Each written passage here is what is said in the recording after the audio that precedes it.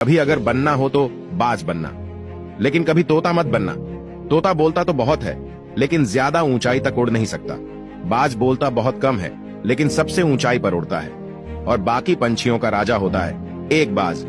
आज मैं आपको 5 ऐसे पॉइंट्स बताऊंगा जो कि हर इंसान को बाज से सीखना चाहिए और लाइफ की बहुत बड़ी लर्निंग है। इस 5 पॉइंट्स में पहला लेसन, ईगल फ्लाई अलोन। बाज अकेले उड़ता है और बाकी पंछियों के मुकाबले सबसे ऊंचाई पर उड़ता है।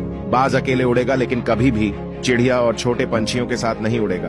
बाज हमेशा या तो बाज के साथ उड़ता है या फिर अकेला उड़ता है। और इससे हमें यह सीख मिलती है कि छोटी सोच वाले लोगों से हमेशा दूर रहे और अकेले रहो, क्योंकि यही वो समय है जब खुद को जानने का मौका मिलता है। दूसरा लेसन, बाज का विजन बहुत ज्यादा क्लियर होता है और बहुत ज्यादा स्ट्रांग होता है।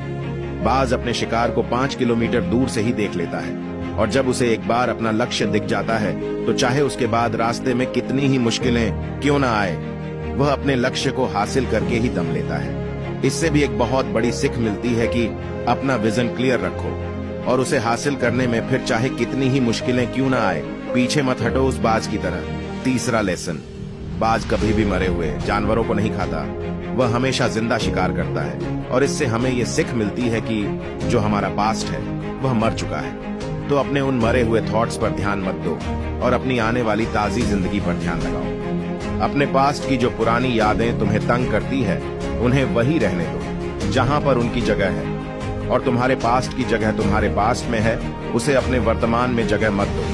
क्योंकि एक बार तुम्हारा पास्ट तुम्हारे प्रेजेंट में आ गया तो तुम्हारा पास्ट तुम्हें कभी प्रेजेंट में नहीं रहने देगा।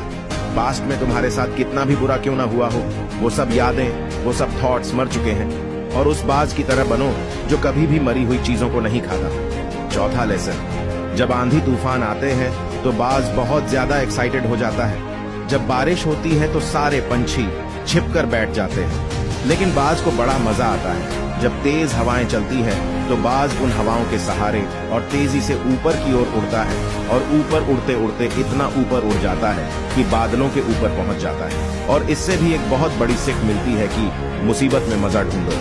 और नेपोलियन हिल ने एक बार कहा था कि हर बड़ी चुनौती अपने साथ में एक बहुत बड़ा अवसर लेके आती है, तो उस बाज की तरह तुम भी अपने उस अवसर को पहचानो। और जिस दिन तुमने अवसरों को पहचान लिया तो सारी मुश्किलें तुम्हारे नीचे होंगी और तुम उन मुश्किलों के ऊपर होगे।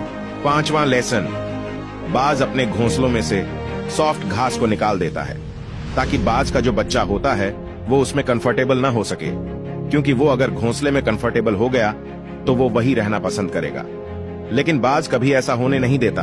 बाज एक पंछी है और उसे भी ये बात पता है कि there is no growth in comfort zone. लेकिन हम तो इंसान है ना, और इंसान होने के बावजूद भी कई सारे लोग इस बात को समझते ही नहीं है।